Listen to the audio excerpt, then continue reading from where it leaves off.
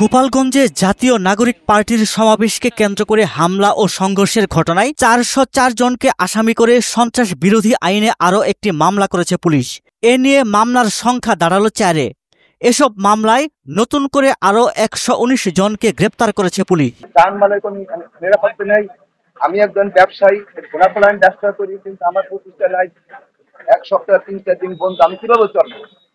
আমার তো দিন আনি দিন খাই, কিন্তু আমার এই কর্মজীবনে আমরা সংঘাত চাই না, আমরা কোনো জ্ঞান চাই না, আমরা শান্তি চাই। আমরা সাধারণ মানুষ, সাধারণভাবে বেঁচে থাকতে চাই।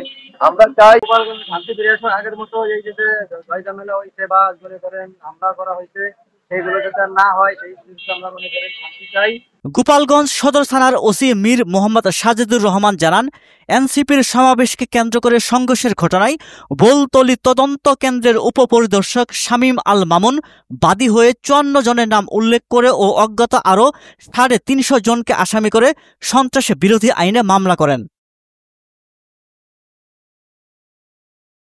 ওয়ালটন এখন দেশের সীমানা পেরিয়ে পৌঁছে গিয়েছে 50টিরও বেশি দেশে। ওয়ালটন, ঘরে ঘরে বিশ্বজুড়ে।